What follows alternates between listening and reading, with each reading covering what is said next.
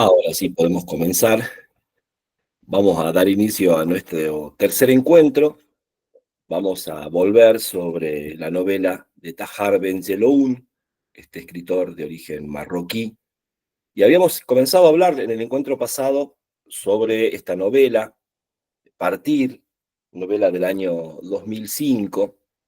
Y también es importante tener en cuenta el contexto de producción y al contexto al que alude un poco de manera elíptica, si se quiere, no tan centralizado, pero es un problema importante el que está, con el que se vincula la novela de Ben Jelloun, que tiene que ver básicamente con los atentados en Madrid. No sé si se recordarán, luego del atentado a las Torres Gemelas en Nueva York, otro de los importantes atentados que se realizan desde el integrismo islámico es precisamente el que se da en la red ferroviaria madrileña. Y de algún modo, si bien ese hecho no aparece representado puntualmente, porque la novela digamos, se desarrollaría precisamente en un tiempo anterior, ¿no es cierto? Finales de la década del 90. Ustedes recuerden, bueno, que estamos hablando de estos conflictos de comienzos del siglo XXI, 2001, 2002, 2003, son los años donde aparece esta serie de atentados a partir del integrismo islámico. Y bueno, Tahar Ben Jelloun está un poco dando cuenta, ¿no?, de ese contexto en el que se va a ir constituyendo este tipo de sujetos, ¿sí?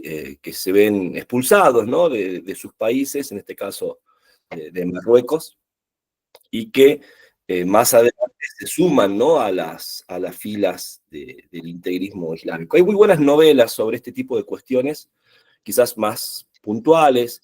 Si les interesa el tema, hay una novela muy interesante de un escritor norteamericano, John Updike, lo hemos leído también en algún taller. La novela se llama Terrorista, y que habla también de las células, ¿no? Cómo se integran, cómo se reclutan jóvenes sobre todo desencantados, ¿no? Con su vida, con el mundo occidental, con las esperanzas que tenían respecto de, por ejemplo, integrarse a la sociedad occidental, en este caso, la novela de Updike en los Estados Unidos, y luego, bueno, por supuesto, a través de un lavado de cerebro, por así decirlo, se van sumando, ¿no?, a estas acciones terroristas. Y después, bueno, otro gran novelista, también de origen africano, argelino en este caso, que también lo hemos leído en otros talleres, que es Yasmina Khadra. Ya se los voy a poner en el chat enseguida los nombres.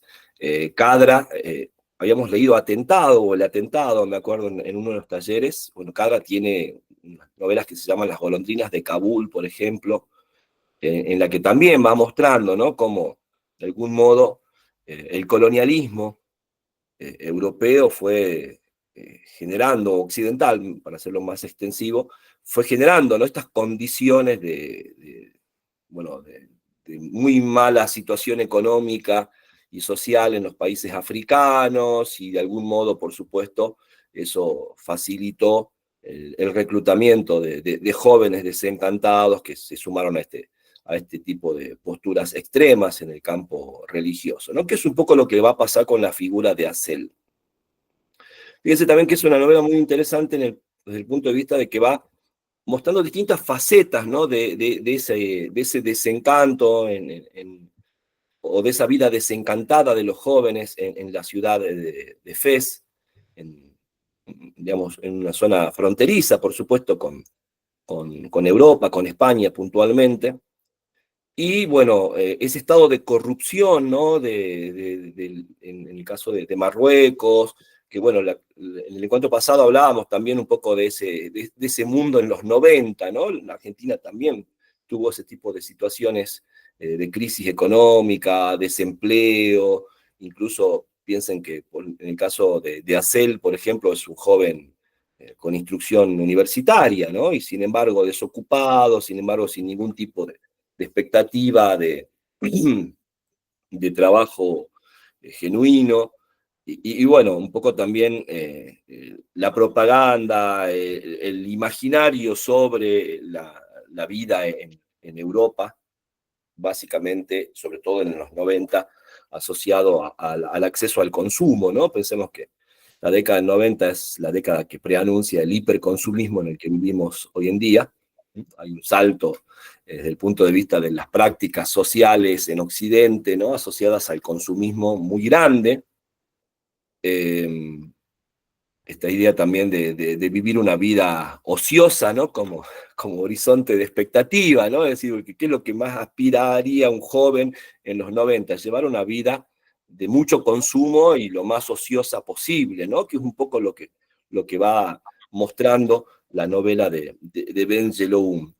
Y bueno, se produce la posibilidad de emigrar a España, puntualmente a Barcelona, y así la novela también, como venimos viendo en Quejinde, y lo vamos a ver también en No Violet Bulawayo, juega con el contrapunto, con el contraste, ¿no? Con la vida en el lugar de origen, en este caso en Fez, y con la vida de estos sujetos en su lugar de acogida, ¿no? En este caso, fundamentalmente Barcelona.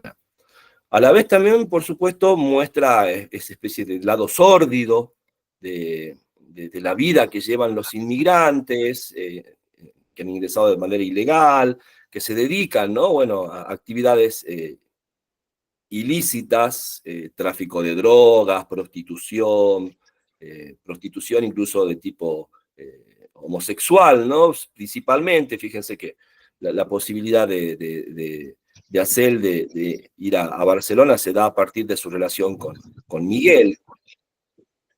Y también esta idea, ¿no? De cómo los europeos se cruzan a África y hay una especie, bueno, de turismo sexual, ¿no? Que también se convierte en un fenómeno en los 90, ¿no?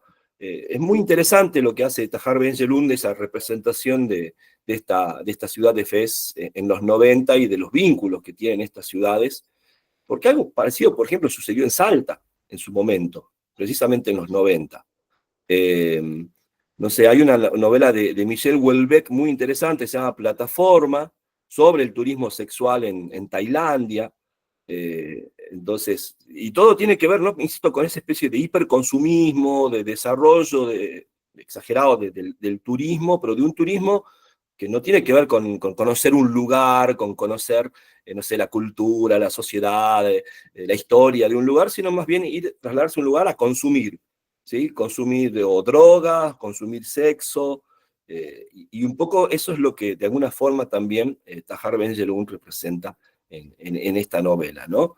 Y un poco también me parece muy interesante, en el caso de Partir, las distintas facetas que tienen los migrantes, porque son, si bien la figura central es la de Hasél, y quizás en un segundo lugar aparece su hermana, que va teniendo mayor protagonismo a medida que avanza la novela, pero encontramos, ¿no?, otros jóvenes, varones y mujeres, que también han tenido esa intención de emigrar a Europa, en este caso a España, ¿no? Y vamos desde aquellos que no lo han logrado, por ejemplo, los que han muerto en el intento, ¿no? En las pateras, intentando cruzar el estrecho de Gibraltar, hasta, bueno, aquellos que lo han conseguido y están asociados a distintas acciones, insisto, por lo general ilícitas, ¿no?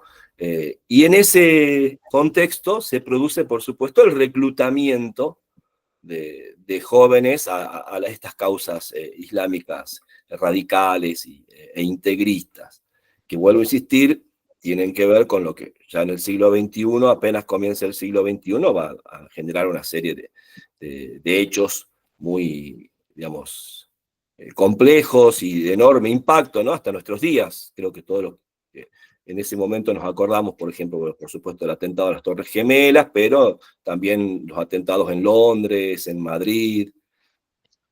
Incluso también hay algún momento donde se hace referencia en la novela al gobierno de José María Aznar, por ejemplo, ¿no? Aparece nombrado explícitamente Aznar y el gobierno del Partido Popular Español, que es un partido de derechas y es un partido, bueno, que puso a España como aliada, ¿no? A la alineada, como pasó con Argentina, la Argentina de Menem, ¿no? La Argentina que se alinea con, no sé si se acuerdan la famosa frase del canciller de relaciones carnales entre Argentina y Estados Unidos, ¿no? Bueno, España de algún modo tuvo esa situación, y si ustedes se ponen a pensar, hay historiadores que plantean que precisamente todo este proceso de atentados comienza en Argentina, con el atentado a la AMIA y el atentado a la Embajada de Israel. Es decir, digamos, hay un atentado acá y creo que otro en Nigeria, si mal no recuerdo, en una embajada también israelí en Nigeria, en los 90, ¿sí? En la segunda mitad de los 90, y luego, ya bueno, en el siglo XXI, quizás por supuesto el hecho de mayor impacto y que más ha quedado grabado en la memoria de todos es el de las Torres Gemelas, por la espectacularidad quizás y por el hecho también de haberlo visto prácticamente en vivo. Pero luego se dan una serie, ¿no? de cuestiones que van a derivar en la guerra de Afganistán, en la guerra en Irak, en la casa de Bin Laden, que después aparece, fíjense el tema de la casa de Bin Laden en la novela de No Violet Bulawayo, Necesitamos nombres nuevos, ¿no? Y un poco, bueno, vuelvo a insistir, ese es el contexto en el que viven estos personajes de la novela de Tahar Ben Jelloun. A la vez también tiene momentos, más allá de cierta descripción muy fuerte, ¿no? De determinadas cuestiones, por ejemplo, la escena en que Acel es torturado por la policía marroquí, ¿no? En una redada en la que, bueno, este joven ya está como involucrado, ¿no? Con determinadas cuestiones, la venta del narcomenudeo, diríamos hoy, o ese tipo de cuestiones, el acercarse a estos europeos que van a hacer turismo sexual en Fez, y bueno, y otras situaciones que se van a ir dando también a lo largo de la novela, pero después tiene otros momentos, bueno, de profunda reflexión sobre el tema que nos ocupa, que es el de la migración, ¿no? Lo que genera eh, el deseo o hasta la necesidad de migrar, de partir, y por supuesto el desencanto, ¿no? Que va a ser un lugar común en este tipo de novelas. Es decir, el sujeto que se traslada, que sale de su tierra y bueno, por supuesto, quizás accede a un mejor nivel de vida en determinadas cuestiones, básicamente en cuestiones de acceso al consumo, pero después, digamos, hay toda esa sensación de exilio, ¿no? Que va a estar presente, por ejemplo, ya cuando lean la novela de Gael Fay, Pequeño País, también, es decir, digamos, la idea de ser exiliado para siempre. Es decir, un sujeto que abandona, que se siente expulsado de su país por las circunstancias, ya sea una guerra civil, una hambruna, básicamente tiene que ver con estas cuestiones, ¿no? Y después vuelvo a insistir, esa experiencia en el lugar de acogida, ya sea una gran ciudad o una pequeña ciudad, ya sea Estados Unidos o Europa, por lo general lo que genera en esos sujetos que emigraron es una desazón, ¿no? Una insatisfacción, no encontraron lo que buscaban, ¿sí? O hubiesen preferido encontrar eso en su lugar de origen, tener acceso a ese estándar de vida en su lugar de origen, y bueno, después, por supuesto, todas las marcas que van haciendo de ese sujeto a alguien que no pertenece al espacio al que, al que ha llegado, ¿no? Y también en algunos casos, como vimos en Quejinde, ¿no? Cuando se narra el regreso, el retorno a la tierra natal, también hay como un desfasaje, ¿no? En ese sentido. Y después está esa especie como de añoranza contradictoria, ¿no? Por un lado, al comienzo está la añoranza de partir, de emigrar, y luego está la añoranza de regresar al lugar de origen, ¿no? Como lo vemos muy bien en la novela de Bulawayo, en la figura de Darling. Pero bueno, en el caso de Darling nos encontramos con una adolescente que no tiene los medios para poder llevar a cabo ese regreso. Por último, me gustaría destacar de la novela de Ben Jelloun las figuras femeninas, la construcción de las figuras femeninas, en contraste también, porque también esas diferencias, esos matices que va presentando la novela de Tahar Ben Jelloun se da a nivel genérico, ¿no? Nos encontramos también con la diferencia de las ideas sobre la migración y también las posibilidades que tienen en cuanto a esta idea de migrar los jóvenes varones y las jóvenes mujeres, ¿no? Después, por supuesto, también, bueno, Benjelloun es muy lírico en muchos momentos, tiene una prosa muy poética en muchos momentos, que van, como insisto, contrastando con esa dureza, con esa crudeza con la que se narran determinadas cuestiones, ¿no? A la vez también hay una crítica, porque creo que sí la hay, a esa manipulación, ¿no? Del Corán, de la religión islámica para captar adeptos a estas causas radicales e integristas, ¿no? Es decir, hay por un lado en Tahar Ben-Jelloun una valoración de ciertas ideas del Islam, porque él es un hombre que tiene su adhesión religiosa, digamos, explícita, pero a la vez también, por supuesto, se critica a esos sectores radicalizados que manipulan, ¿no? Las escrituras, el Corán, las distintas escrituras sagradas del Islam, para sumar jóvenes a su causa. Y por supuesto, en ese contexto, como el que aparece en FES, o como el que aparece también entre los que han migrado a Europa, hay como una especie de caldo de cultivo perfecto para que surjan este tipo de sujetos que se sumen a la causa integrista, ¿no? Y por último, en el caso de Acel también, bueno, hay como esta idea de este joven que hace de todo para sobrevivir, ¿no? En Tahar Ben-Jelloun hay como un juego con el género de la picaresca, en el sentido, bueno, de un joven marginal que, bueno, se va adaptando, ¿no? Siempre un poco, bueno, una picaresca bien moderna en el sentido de un joven egocéntrico, egoísta, ¿no? Que está pensando solamente en él y que, bueno, digamos, como que no mide los medios que va a utilizar para conseguir lo que quiere, ¿no?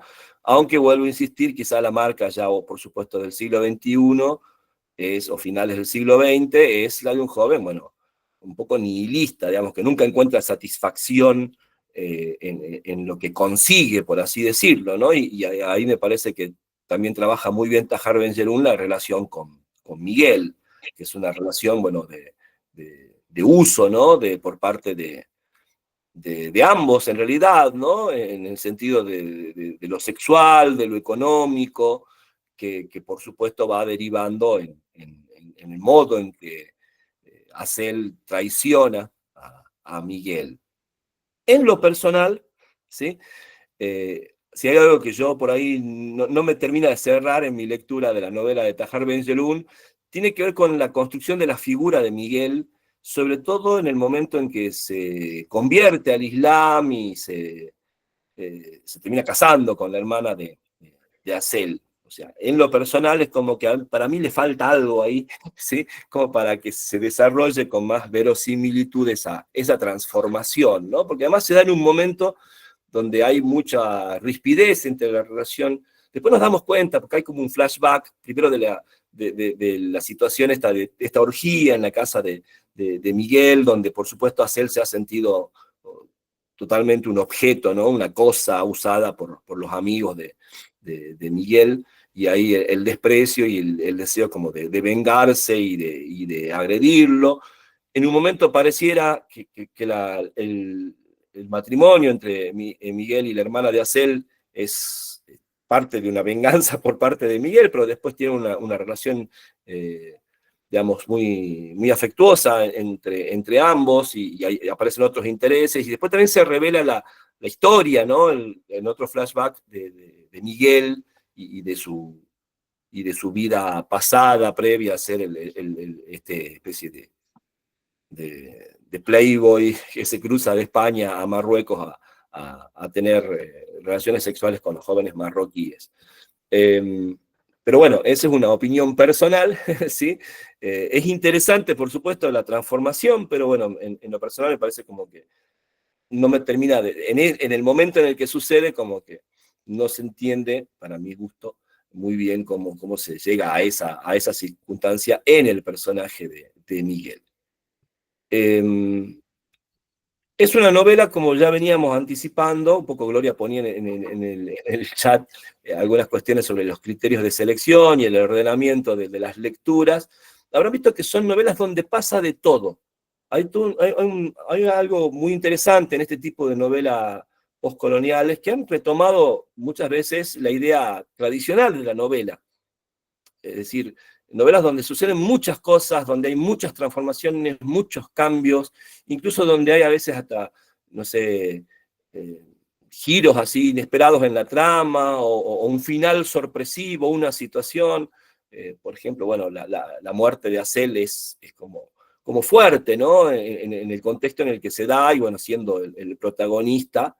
Pero bueno, creo que una de las cuestiones también, Gloria, que me interesa que trabajemos en estas novelas, y lo vamos a ver en todas, es cómo son novelas que retoman un poco, por eso yo le decía la picaresca, por ejemplo, ¿no? Que está en el origen eh, de la novela moderna, ¿no? En Occidente.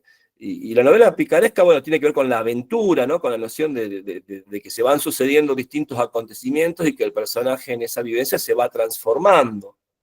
Eh, Después, bueno, la novela de educación va a volver sobre esa idea, ¿no? Ya en el siglo XVIII, siglo XIX. Y vamos a encontrar ese tipo de formas en estas novelas. En partir y en necesitamos nombres nuevos, no sé, necesitamos nombres nuevos, una especie de Huckleberry Finn, ¿sí? Femenino, siglo XXI, ¿no? Con redes sociales, celulares y todo ese mundo global hiperconectado en el que vivimos hoy. Pero esta idea ¿no? de niños pícaros, jóvenes, medio marginales, y la idea, bueno, de darle la voz a Darling, ¿no? De que sea ella la narradora, con un lenguaje que, por supuesto, en la traducción se pierde mucho, porque hay todo un trabajo con la lengua inglesa muy destacado, que, bueno, el traductor busca algún equivalente, aproximarse, ¿no? a ese juego con el lenguaje, pero bueno, un buen lector también puede más o menos darse cuenta de cómo está trabajando la lengua inglesa bulaguayo en ese caso, ¿no? Bueno, pero les decía esto, que una de las cuestiones para interesarse por este tipo de narrativas tiene que ver con el hecho de la gran variedad de situaciones que se van produciendo y se van generando. Y a la vez también me parece que las mejores novelas de estas líneas presentan conflictos, polémicas, donde, bueno, un poco el lector se va como posicionando, viendo, y no hay como, ¿cómo les decir? Una especie de bajada de línea, ¿no? No hay quizás la bajada de línea de esta novela más fuerte, o el posicionamiento más fuerte, es estar en contra de ese pensamiento islámico integrista, ¿no? Todos los personajes que aparecen y pertenecen a ese ámbito, obviamente, se presentan como sujetos muy manipuladores, persuasivos, que andan buscando, ¿no? a estos sujetos desencantados, insisto, casi nihilistas, bueno, que se puedan sumar a su causa y puedan participar de esta cuestión, ¿no? Pero, por ejemplo, en el caso de Acel, termina siendo soplón de la policía en contra de esos integristas, ¿no? O sea, hasta ese extremo llega Acel en esta especie como de salvar el pellejo propio digamos, de cualquier manera, ¿no? Que es un poco también, insisto, este individualismo exacerbado de Occidente, ¿no? Y un sujeto siempre aislado, siempre marginal, marginal respecto a su familia, marginal respecto a sus amigos, es como que siempre está descentrado, fuera de eje o de lugar, ¿no? La figura de Acel. Y luego, bueno, por supuesto, algo que me parece siempre interesante trabajar cuando uno trabaja literatura, ofrecer textos que se posicionen y trabajen de forma diferente la cuestión. ¿Sí? Porque el tema es el mismo, vuelvo a insistir, y hay como tópicos, ¿no? Narrar a un sujeto en dos espacios, ¿sí? En el espacio de origen y en el espacio digamos, a donde migra. Utilizar la cuestión de la memoria, la cuestión de la dificultad que tiene ese sujeto para integrarse al nuevo espacio.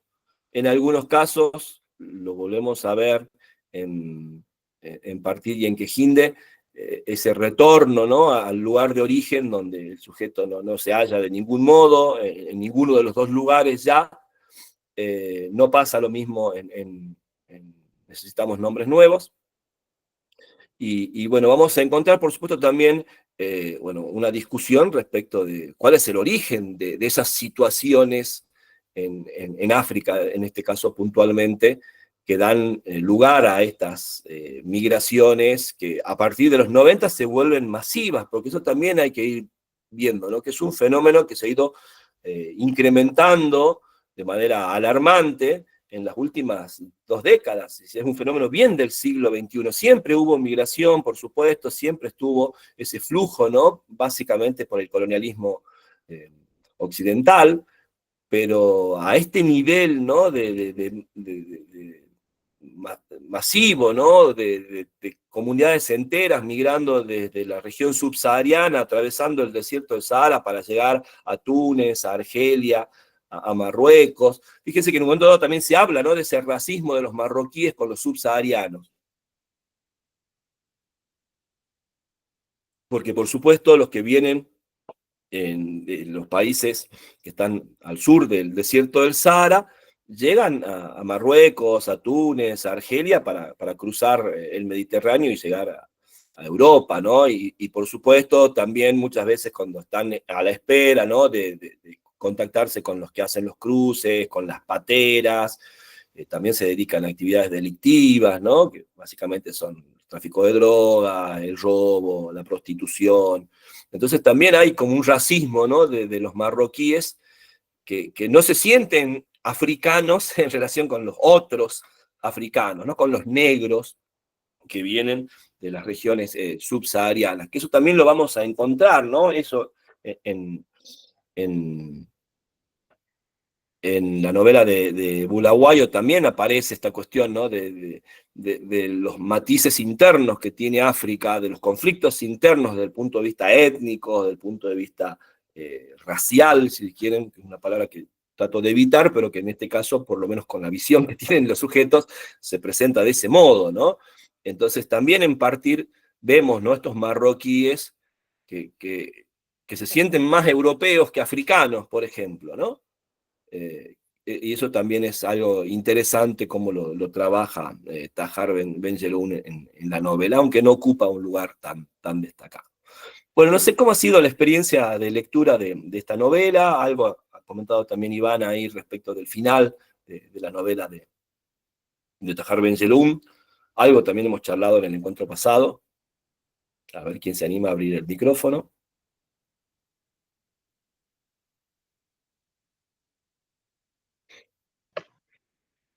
Bueno, yo, Sí, a ver. Sí, sí. bueno, la verdad que es una novela muy fuerte. Me pareció una novela fuerte, ¿no? Que te sacude, que no te puede dejar indiferente de ninguna manera. Bueno, y en general, ¿no? Todas estas novelas que estamos leyendo me parece que son historias de ilusiones rotas, ¿no? Son historias de personas que tienen una ilusión, una esperanza, y esa esperanza se hace añicos.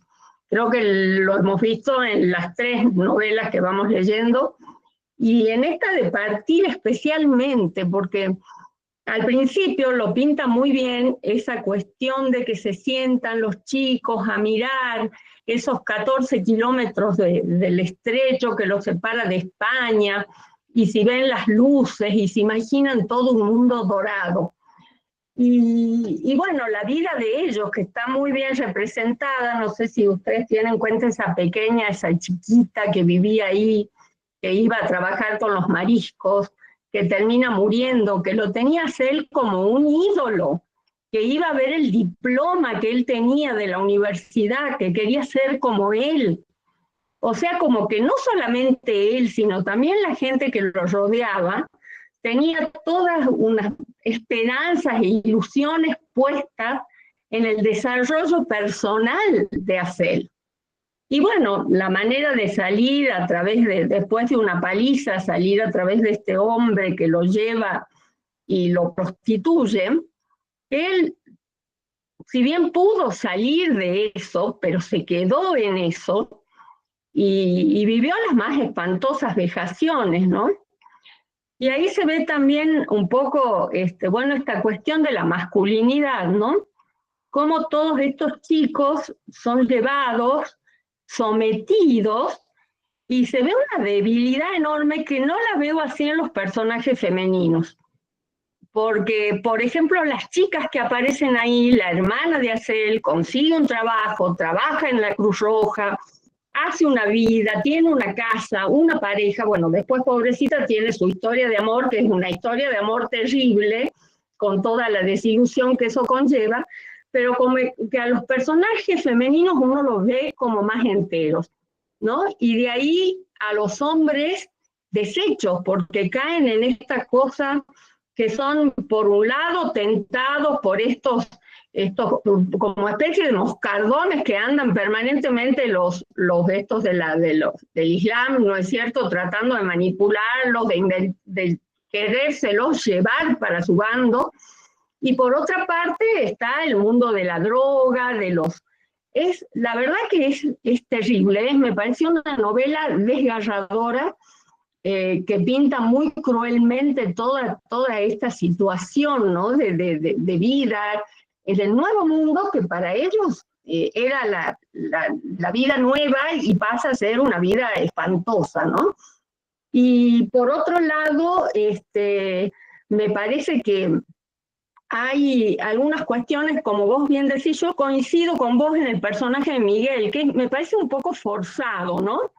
Me parece que esto de que se casa, bueno, por un lado él humilla y todo, hace esas cosas espantosas, y por otro lado es muy humano con la familia de Acel, porque él le sigue mandando dinero a la madre, porque sigue ayudándola, bueno, este casamiento, ¿no? Y impresiona también el hecho cómo ellos tienen naturalizado esa cuestión de casarse para poder salir.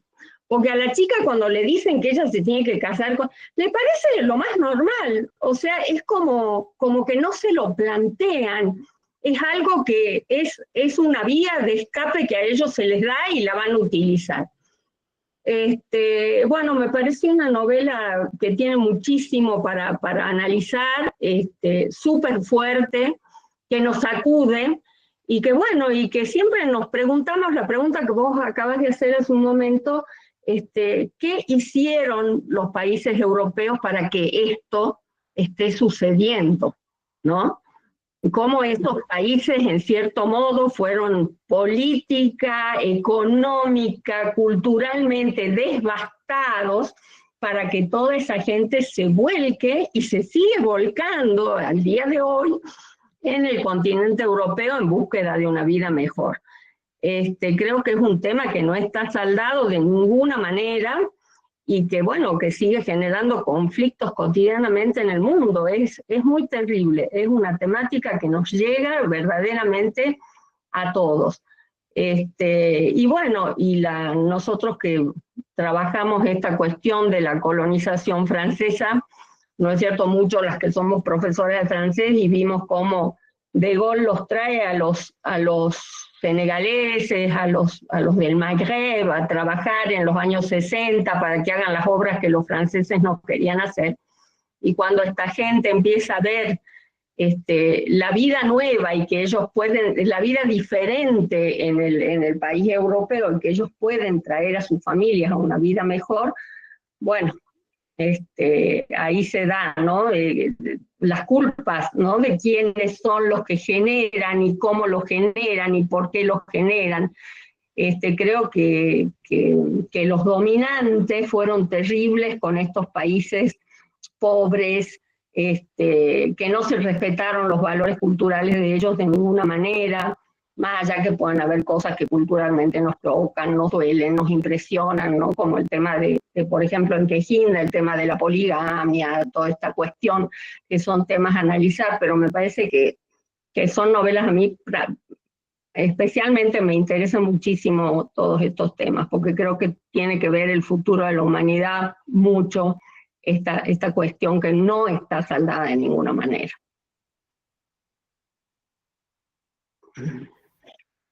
Muchas gracias, Teresa. Coincido plenamente sobre todo con lo último que planteas. Me parece que hoy en la literatura del siglo XXI este es el gran tema de la literatura del siglo XXI.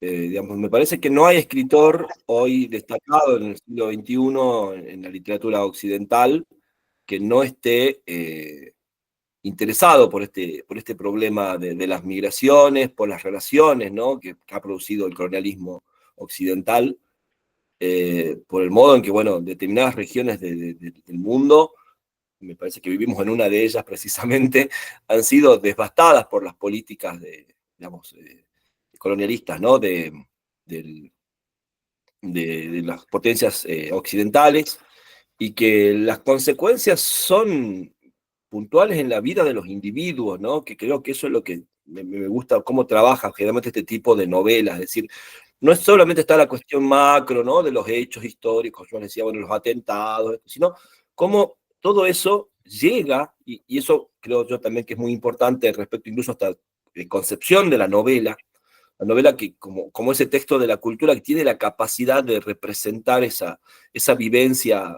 individual, esa vivencia de un sujeto que por supuesto no es puramente individual, sino que está atravesada por todas estas situaciones que tienen que ver con historias que nos exceden ampliamente, que nos preceden desde siglos, ¿sí?, pero que siguen teniendo impacto en la vida cotidiana, ¿sí?, de millones de seres humanos que están, digamos, atravesados, ¿no?, por este problema.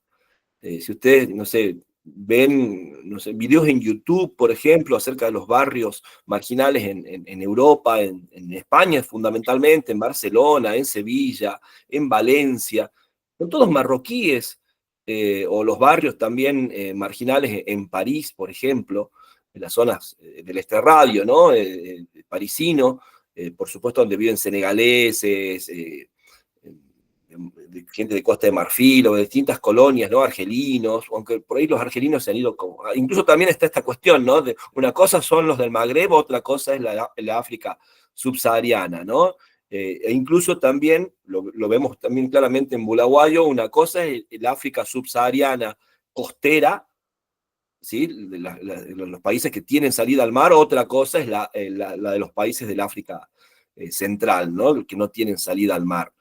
Y también sabemos que ese mapa africano es un invento europeo, ¿sí?, que aparece en el siglo XIX. O sea, esos problemas étnicos, esas guerras civiles por cuestiones étnicas, las fomentaron las potencias europeas para poder dominarlos, ¿no?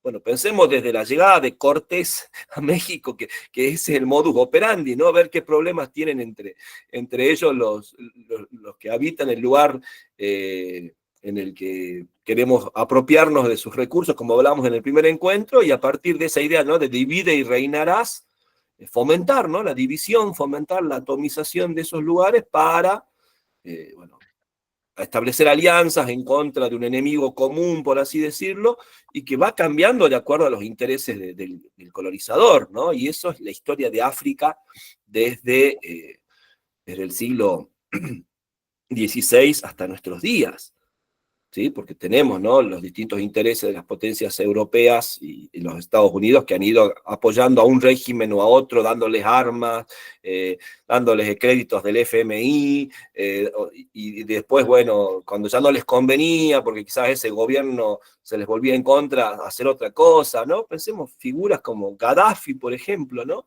que fue una figura muy, muy destacada allá por los 80 y 90, todos los movimientos que hizo de acuerdo precisamente a la manipulación que había en su relación con Occidente, hasta que, bueno, Gaddafi se convirtió en una especie de pro-occidental finalmente, asociado a un montón de negocios con el petróleo, por ejemplo, ¿no? Bueno, todo ese tipo de cuestiones están muy presentes en la narrativa del siglo XXI, están siendo muy actuales, constantemente, digamos, ocupan un lugar central en el sistema literario, sobre todo en la novela, y a la vez, desde el punto de vista literario, vuelvo a insistir, hay como en ese tipo de novelas, una recuperación de géneros más tradicionales, de, de enfocar la novela por esa idea de querer narrar, ¿no? Esto que se hablaba, y lo hemos hablado también en otros talleres, de la restitución del referente, la novela que de nuevo quiere hablar del mundo, no tanto de la novela en sí, del lenguaje, o de las ideas sobre, digamos, toda esta cuestión de la metaficción, o del formalismo, que a veces también llegó un momento, sobre todo en los 80, 90, que estaba muy presente, y que, bueno, si bien está trabajando en estos novelistas, porque algunos incluso vienen más bien de ese tipo de novelización, pero han ido volcándose a querer contar historias, y estas historias, como decía muy bien Teresa, que a veces nos conmueven por su crudeza en este caso, ¿no? Como pasa a compartir. Nelly, tenés la mano levantada.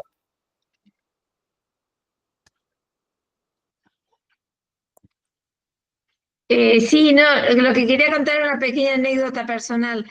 Mi mamá tuvo un ACV, bueno, ya falleció, pero mi marido, que era traumatólogo, conectó a dos chicos cubanos que habían llegado acá a Neuquén, que no eran kinesiólogos, pero hacían trabajo de rehabilitación.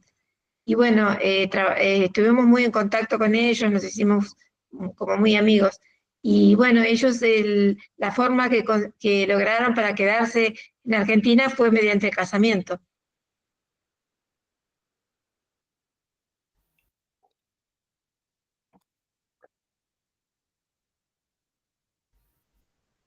Sí, exactamente, esa es una de las cuestiones, y lo vamos a encontrar también en otras novelas.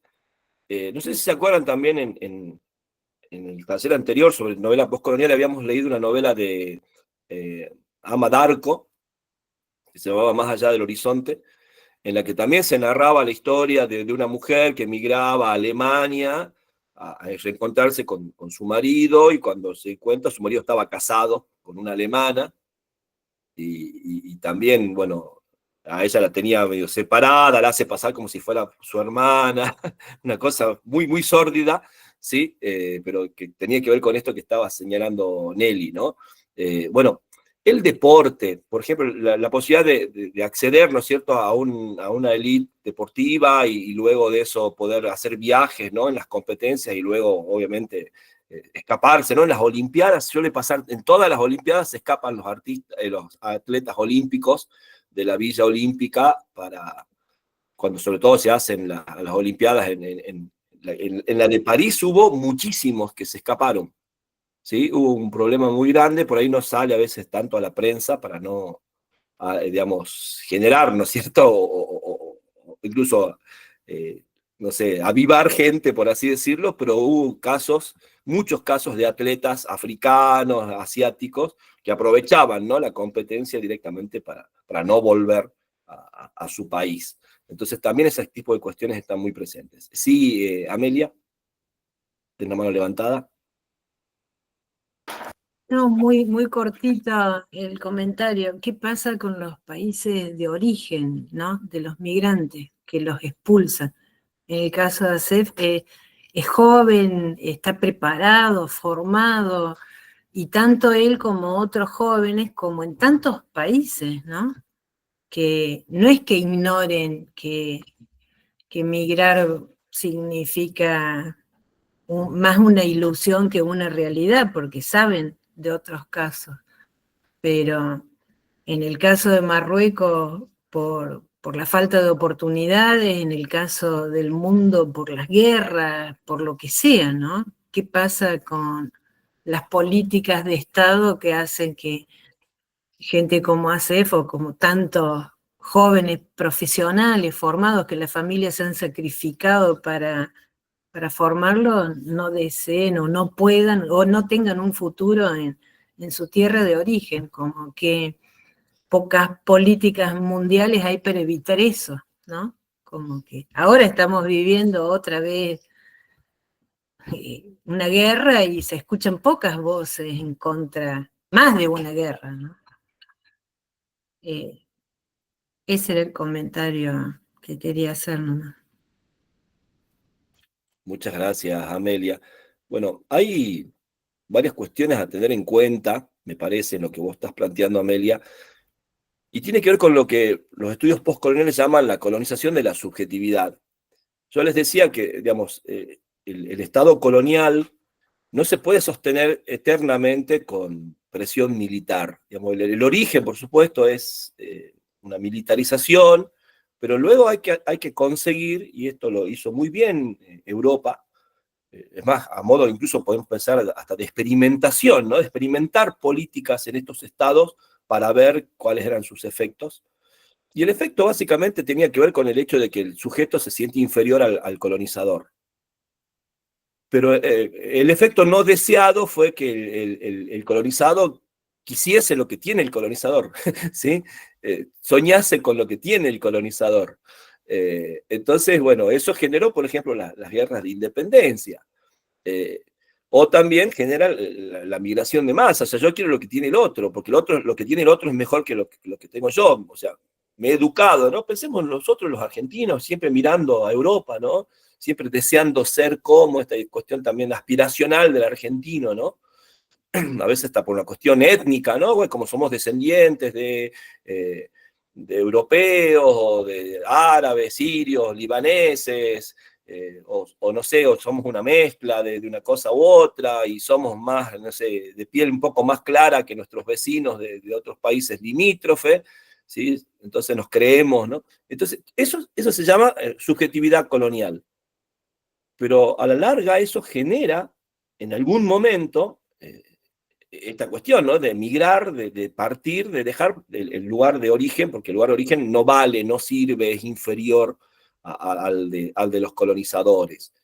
Y bueno, por eso decíamos, o también lo planteaba Teresa, de que el problema que tienen hoy los países europeos también tiene que ver con eso. O sea, algunos se hacen más o menos cargo de su pasado colonial, otros no. Entonces tenemos ese tipo de cuestión, ¿no? Ahí como conflicto. Y a la vez también me parece que hay una concepción del Estado moderno que se ha ido acentuando sobre todo en el siglo XX, y arranca creo yo, con los totalitarismos del comienzo del siglo XX, con la idea de un Estado que básicamente decide quién vive y quién no. Esto es lo que Foucault llama la biopolítica. Hay un filósofo camerunés, creo que es africano, bueno, pero sí, creo que es de Camerún, se llama Achille Mbembe, que él habla más que de la biopolítica, habla de la necropolítica. Es decir, hay estados que se configuran en relación a la muerte, a la gestión de la muerte, no a la gestión de la vida. Y entiende que sobre todo la colonización en África ha sido la construcción de estados necropolíticos. Es decir, donde se gestiona básicamente la muerte de los sujetos.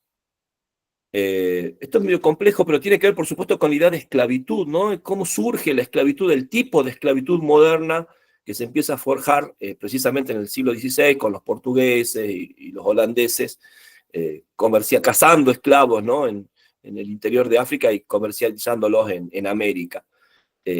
Porque la esclavitud, por supuesto, es una institución que existe desde mucho tiempo antes, pero no tenía que ver con una cuestión racial o étnica. Básicamente el esclavo era el sujeto que había sido derrotado en una guerra, por ejemplo, o no sé, en Grecia existía la esclavitud por deudas. O sea, vos habías adquirido deudas, no las habías podido pagar, te convertías en el esclavo de tu acreedor. Era una forma de devolverle, ¿sí?, lo que le debías, por ejemplo, ¿no? Entonces, obviamente ese tipo de esclavitud significa absolutamente en el siglo XVI, y aparece, como les digo, esta nueva forma de Estado que ha ido creciendo y que se ha vuelto un poco, en la idea de Mbembe, en la forma en la que se articulan los estados africanos, ¿sí? Son todos estados, para Mbembe, necropolíticos. Es decir, no gestionan la vida, gestionan la muerte. Pensemos el tema, por ejemplo, de las epidemias de HIV, de SIDA, que se han dado desde finales del siglo XX, que también aparece eso en Bulawayo, ¿no? En la novela de Bulawayo, de forma medio tangencial, pero está presente, ¿no? Ni que hablar de la cuestión de las guerras civiles, las hambrunas, bueno, muchísimas cuestiones que tienen que ver con, por supuesto, el modo. Y ese Estado, obviamente, lo construyeron, dicen Mbembe, los europeos, ¿sí? O sea, quienes fueron, de alguna manera, posibilitando que el Estado se construyese de ese modo. Si ustedes se ponen a pensar, también podríamos ingresar en esta idea de Mbembe, porque Mbembe no la circunscribe, por supuesto, a África, y en algún libro de Mbembe hay una reflexión sobre América, el tema de las dictaduras militares en América Latina, ¿sí? O sea, los gobiernos militares, el de Argentina, el de Chile, no sé, el régimen de Trujillo, por ejemplo, en República Dominicana, son necropolíticos, gestionan la muerte. O sea, su política es a quienes van a matar y a quienes no van a matar. O sea, no es el eje la vida, ¿sí? Sino la muerte. Entonces, y por supuesto también sabemos muy bien, ¿no?, que esas dictaduras fueron financiadas, absolutamente, digamos, manipuladas, ¿no?, desde las potencias occidentales, ya en el caso de Argentina, Estados Unidos, por ejemplo, ¿no? Entonces, tenemos esa cuestión respecto a lo que planteaba Amelia, ¿no? Bueno, ¿qué puede hacer el Estado? Y bueno, pero en vez me diría nada, porque el Estado está para eso, está para matar, está para gestionar la muerte, está para decidir cuánto van a vivir y quiénes van a morir y cómo van a morir, ¿sí? Entonces ahí, por supuesto, hay como un dejo medio... no sé, no hay una respuesta, no hay una posibilidad, no hay una idea que te posibilite una solución. Bueno, a veces pasa con ese tipo de filosofías, ¿no?, que son sistemas que te llenan de angustia, porque digo, ¿y qué se puede hacer? ¿Sí? Porque pareciera que la respuesta es nada, ¿sí? O por lo menos la respuesta es no está en el Estado, o no está en esa concepción del Estado, ¿sí? O sea, con estos estados no se puede hacer nada. Con esa concepción del Estado necropolítico no se puede hacer nada. Y por supuesto salir de esa concepción, pensemos lo que le ha costado a Argentina, ¿sí? Salir, ¿no?, de todas las idas y vueltas que tiene el proceso democrático argentino, lo que le ha costado a Chile, la democratización, y nos sigue costando lo que le ha costado a Brasil. Es decir, entonces, y África está todavía mucho más lejos, ¿no?, de estos procesos de democratización que ha habido en América Latina, en algunos países, ¿no?, porque tampoco es toda América Latina. Piensen en lo que pasa en Venezuela, piensen en los problemas que tienen los peruanos, por ejemplo, ¿sí? Entonces, hay situaciones que tienen que ver con esto. Vuelvo a insistir, a mí me gusta mucho el pensamiento de Mbembe, porque tiene que ver con esta idea, ¿no?, de un Estado que, curiosamente, para lo que nosotros pensamos, el Estado tenía que ayudar a los sujetos, darle todo lo que planteaba Amelia, ¿no?, darle la posibilidad. Sin embargo, dice, no, ese Estado no puede hacer nada porque ese Estado no está pensado para eso. El Estado está pensado para otra cosa. En esa concepción, por supuesto que tiene que ver con el colonialismo, porque estos Estados se construyeron para satisfacer las necesidades del mercado de las potencias coloniales. Entonces necesitaban de este tipo de Estados, ¿sí? Es decir, cuando hay mucha gente hay que matarlos. Cuando hay poca gente, fomentamos que se reproduzcan. ¿Sí? Hay determinadas vidas que valen más que otras. No sé, necesitamos fuerza de varones, bueno, ponemos políticas para proteger a los varones. Necesitamos a las mujeres, bueno, ponemos políticas, o nos interesan las vidas de las mujeres. ¿Se entiende? O sea, hay como una serie, me va dando muchos ejemplos, ¿no?, de políticas en África que tienen que ver con eso, o sea, con decidir quién va a morir y quién no. Bueno, acá el problema del HIV, bueno, que se mueran, o hay hambruna en tal lado, que se mueran, no hay problema. Hay otro hambruna en otro lugar, o HIV en otro lugar, no, ahí sí vamos a ayudar porque los necesitamos, porque ahí hay intereses productivos muy grandes de las colonias europeas, petróleo, no sé, algún tipo de materia prima que Europa necesita imperiosamente, ¿no? Es decir, hay una guerra civil, se están desangrando en algún lugar, no nos interesa, a lo sumo nos interesa venderles armas, porque las armas no las fabrican los africanos, ¿no?, las fabrican los suizos, los israelíes, los estadounidenses, los franceses, los rusos. En otros lugares se están matando, sí, intervengamos, porque bueno, hay un montón de empresas petroleras, navieras, etcétera, que son de interés estratégico para la economía occidental. ¿Se entiende? Entonces, en definitiva, el eje, dice Mbembe, es la muerte, no es la vida. Si no estamos salvando vidas, estamos decidiendo quiénes van a morir y quiénes no. Y cuándo queremos que mueran y cuándo no. Cuándo los vamos a dejar morir y cuándo no los vamos a dejar morir. Y por supuesto, Mbembe critica muchísimo a todas las ONG, que también fíjense en la burla que hace el Bulaguayo de las ONG. En la novela Necesitamos Nombres Nuevos, ¿no? Las ONG que van a sacarse fotos, a filmar, a los chicos cuando les van a repartir espejitos de colores, básicamente, ¿no? Obviamente para Mbembe las ONG, Naciones Unidas a la cabeza, UNICEF a la cabeza, son la falsa conciencia de Europa, ¿sí? Porque no cambian nada. Como preguntaba Amelia, ¿qué cambio puede haber? Para Mbembe, ninguno. UNICEF, ¿qué puede hacer? Nada, porque no es la idea de UNICEF hacer nada, es simplemente gestionar, ¿sí? La muerte, diría Mbembe. Entonces, bueno, ni siquiera nos queda el consuelo digamos,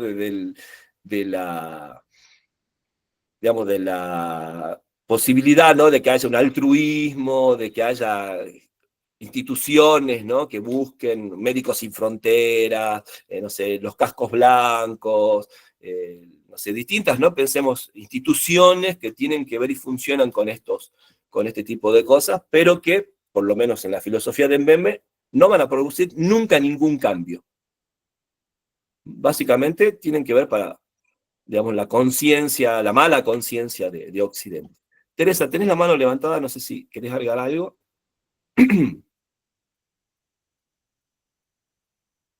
A ver ahí. Tenés el micrófono apagado, a ver, fíjate. No, tenés el micrófono. No, claro. Ahí, Perdón. ahora sí, ahora sí. Ahí está. No, bueno, no, la idea que yo, cuando levanté la mano, pero vos ya hablaste de este concepto de agenciar la muerte, ¿no? Que es terrible, tiene que ver con el maltusianismo, ¿no? Eso de sacar del mundo aquello que molesta y que no permite que los poderosos vivan cómodamente y saquen los frutos para los países que sí pueden existir. Y bueno, hay como algo terrible, pero algo que yo quería remarcar es que en todos esos países, todos los gobiernos y los estados están manejados por la corrupción. Entonces, mientras haya en esos países corrupción que no se termina, porque es como un mal que se extiende, es como algo que se va arrastrando y se va metiendo en todos los niveles de la sociedad, en todos los estamentos del Estado, las personas nunca van a tener la posibilidad de tener una vida mejor, porque esos estados no gestionan para la gente, sino gestionan para los que les dan bienestar a ese pequeño grupo de poder, ¿no? Y por supuesto que eso es lo que aprovechan los países dominantes, ¿no es cierto?, que siempre están bancando a esos corruptos que jamás van a hacer nada por su pueblo. Fíjense, desde Mandela en adelante, no sé si apareció otro líder con esas características, ¿no? Ustedes fíjense, yo no me acuerdo los nombres, pero siempre me interesa leer sobre los líderes africanos, son todos corruptos, son espantosos. Las cosas que uno ve que hacen son terribles. Y por lo general están siempre, digamos, como bancados por algún país europeo o los Estados Unidos, ¿no es cierto? Entonces, me parece que el futuro del mundo es, bueno, yo tengo una visión terriblemente negra porque esta cuestión de la corrupción es terrible, porque está extendida por todos lados. Vos hablabas de la democratización, del proceso de democratización, en los años 80 que todos teníamos esperanza, y el tema de la corrupción en nuestro país mismo, yo leyendo estas novelas, digo, ¿nosotros hacia dónde vamos? ¿Vamos mejor o nos acercamos más hacia eso que estamos viendo de los países africanos, de los países del Magreb, ¿no es cierto? Bueno, no sé si tengo una visión demasiado pesimista, pero bueno, quería agregar ese tema de la corrupción que me parece terrible. Creo que tiene que ver con ese concepto que vos decís de la colonización subjetiva, ¿no es cierto? Que a esas personas corruptas les meten que ellos tienen que ser como Trump, ¿no? Entonces, bueno, son unas caricaturas de ese Trump espantoso que se transforman en esas caricaturas de los pequeños dictadores que hay en todos los estados.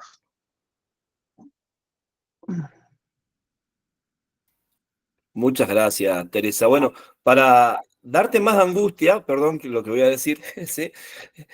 Mbembe dice que el Estado no puede no ser corrupto, y que el Estado moderno, que nace precisamente en este proceso de colonización de Europa hacia otras regiones, era inherentemente, la corrupción era parte del Estado, o sea, el Estado se maneja corruptamente. Por eso a veces es fácil ser un líder opositor, ahí podés ser, digamos, no corrupto, pero cuando accedes al poder, ahí olvídate porque el Estado te va a corromper, porque el Estado funciona corruptamente. A ver, básicamente, digamos, el origen fundacional de los estados modernos es de traiciones, de asesinatos, de masacres, de robos, de apropiaciones. O sea, vuelvo a insistir, por eso le habla de necropolítica en Mbembe. Ahí les escribo, tengo un montón de apellidos para escribir en el chat. En Mbembe habla precisamente porque es la muerte. El Estado se construye con eso. Ojo, también él dice, guarda con el anarquismo también, ¿no? Porque el anarquismo también hace de la destrucción una bandera. Entonces, es como que, en vez de lo que plantea en realidad en definitiva, es como una encrucijada del pensamiento occidental que no puede salir de pensar la sociedad sino en relación a la gestión de la muerte. ¿Se entiende? Es decir, le cuesta al Estado occidental, al pensamiento político occidental, pensar la gestión de la vida, que es un poco lo que planteaba Foucault, ¿no? De la biopolítica. Dice, no, no es bio, el problema, el acento no está en la vida, el acento está en la muerte. Pensemos que, no sé, la Inquisición es un órgano inherente al Estado moderno español, ¿no es cierto? O sea, el Imperio español se construye de la mano de la Inquisición, por ejemplo, ¿no? Y la Inquisición es una institución tremendamente corrupta. Usaba, por ejemplo, una cuestión, un artilugio legal que era la inversión de la prueba, o sea, en vez de tener que demostrar que vos eras culpable, el acusado tenía que demostrar que era inocente, por ejemplo, ¿no? Entonces ahí ya comenzamos con una cosa, bueno, Gloria, que es abogada, quizás tenga mucho más clara esta cuestión, ¿sí? Y ya es una aberración, o sea, el Estado se construye sobre esa aberración jurídica. Y en la historia de los estados modernos, plantea en Mbembe, ¿sí? Aparece esta cuestión, es recurrente, el Estado se construye sobre aberraciones jurídicas. Y en ese sentido pensemos en las dictaduras, que son las que han endeudado a todos los países de lo que se llamaba antes el tercer mundo. Entonces, ¿cómo los países europeos les prestaron dinero a países que eran ilegítimos como países, por ejemplo? Obviamente Mbembe es un activista en contra de la deuda externa, es decir, porque ustedes no sabían a quién le estaban prestando plata, ¿sí? Ustedes reconocían ese tipo de estados, ¿sí? De dictadores, de gente que accedía al golpe de Estado. Hay una novela maravillosa, se me viene ahora a la cabeza, de Yasmina Khadra, que es sobre la muerte de Gaddafi, de Muammar Gaddafi. La novela está narrada por el propio Gaddafi, que está agonizando y sabe que lo están buscando el ejército norteamericano para digamos, liquidarlo. Entonces Gaddafi está en un búnker así como una rata escondido. Y bueno, Gaddafi, que ha pasado de ser una especie de Mandela en algún momento, ¿sí?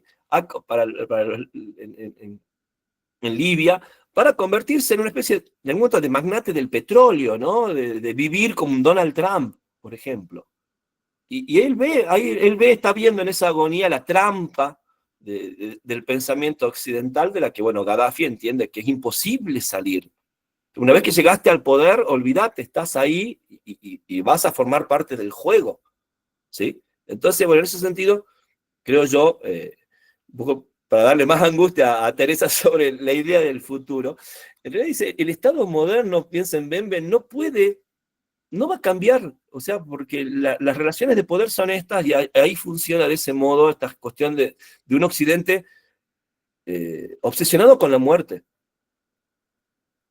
Un Occidente que utiliza la gestión de la muerte como política de Estado en todo momento, ¿sí? Por eso existen los campos de Auschwitz, ¿sí? Por eso existe la Franja de Gaza, por eso existen los campos de refugiados, por eso han existido las dictaduras en América Latina, ¿sí? Es decir, ¿qué hace ese poder cuando tiene poder? Gestiona muerte, ¿Sí? ¿A quiénes vamos a dejar vivir y a quiénes tenemos que exterminar? Bueno, pensemos que la metáfora, ¿no?, del exterminio está muy presente en el discurso, incluso en el democrático, ¿sí? En esta idea también de destruir a la oposición, hacerla desaparecer, ¿sí? Como que el objetivo, ¿no?, político de un partido, de un grupo de poder, sea eliminar al opositor. Incluso, insisto, hasta en la retórica está esta, ¿no? Es decir, no vamos a negociar, vamos a discutir, vamos a debatir, no. El ideal es que desaparezcan, ¿no? Que desaparezca el peronismo, que desaparezca el mileísmo, que desaparezca la Unión Cívica Radical, y festejamos a veces su desaparición, están muertos. Los muertos, fíjense, hasta la retórica occidental, nos señala en Bembe, está llena de muerte. ¿Sí? Entonces, incluso en los bien intencionados, y vuelvo a insistir en las ONG, donde le pega siempre Bembe, las ONG le parece la aberración más grande, porque hay pura hipocresía, porque la ONG o la ONGismo sabe que no va a cambiar nada. ¿Sí? Y recibe fondos, a veces, en muchas ONG, de sujetos que por un lado financian una cosa y por otro lado financian otra. ¿Sí? O sea, por un lado financian ayuda humanitaria y por otro lado financian la destrucción de esos propios humanos. La destrucción de su hábitat, la destrucción de su economía, la destrucción de ese espacio que los expulsa. Que es un poco también lo que plantea en Partir Benjelloun, ¿o no? Es decir, vos generaste las circunstancias para que esta gente sea expulsada de su país, y cuando llegan a tu país te enojas, te molestás, te molestan, hay que destruirlos o hay que mandarlos de vuelta a su país. ¿Sí? Pero vos después te vas de turismo sexual a ese país, o vas a vivir como un rey, porque con la economía deprimida que tienen, tu poder adquisitivo es 10 veces mayor. ¿Se entiende? O sea, todo ese tipo de cosas realmente complejizan mucho más el panorama, ¿no? ¿Alguien quisiera agregar algo más? Perdón. Sí, Laura. Bien. El micrófono.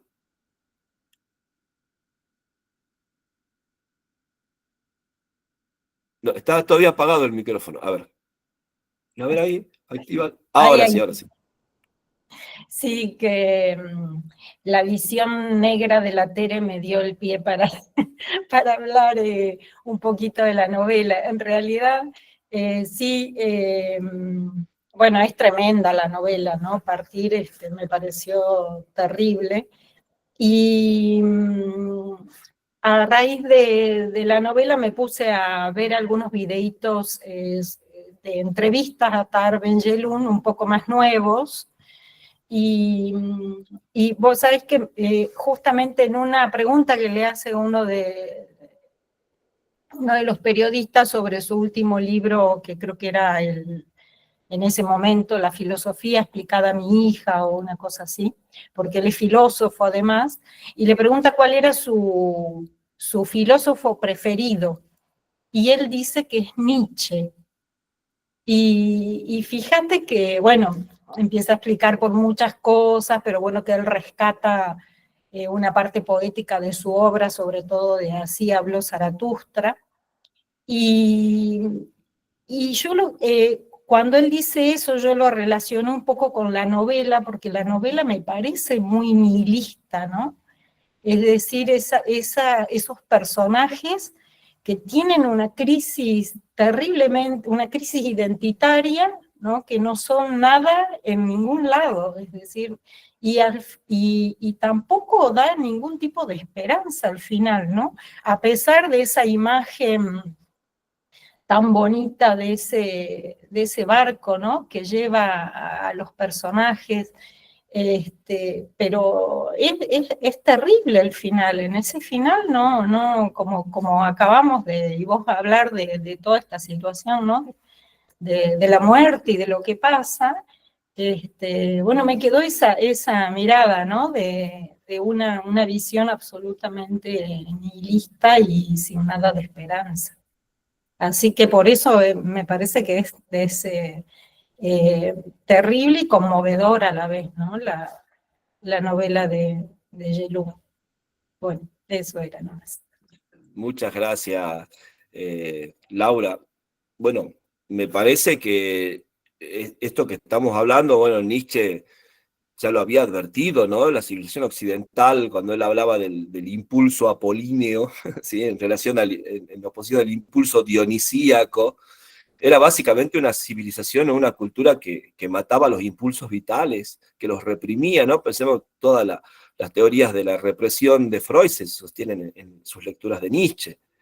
Digamos, en el origen de la tragedia, Nietzsche habla de esta cuestión, ¿no? Digamos, Occidente se ha construido sobre la idea de lo apolíneo, reprimiendo lo dionisíaco, ¿no? Lo apolíneo es la razón, tiene que ver con todos los valores occidentales, y él, bueno, obviamente abogaba por lo dionisíaco, que le parecía que tenía que ver con la vida del ser humano, ¿no? Digamos, con nuestra, digamos, no me sale la palabra, como lo que somos realmente, los seres humanos somos esos impulsos de vida, y lo que había más bien, y después, por ejemplo, le va a dar un nombre, Freud, la pulsión de muerte, ¿no? Es una cultura, ahora pienso, se me viene la idea también de Freud en el malestar en la cultura, ¿no?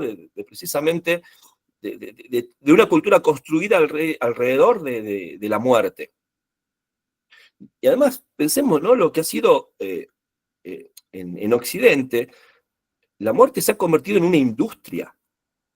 La industria armamentística, por ejemplo, que mueve miles de millones de dólares, ¿no es cierto? Y que necesita de guerras, necesita de conflictos, porque si no desaparece. Necesita de la inseguridad, porque gracias a la inseguridad le vende armas a los delincuentes y le vende armas a la policía. O sea, necesita del narcotráfico, porque le vende armas a los ejércitos, a la gendarmería, y le vende armas a los narcotraficantes, ¿sí? Entonces, es un negocio redondo, ¿o no? ¿Sí?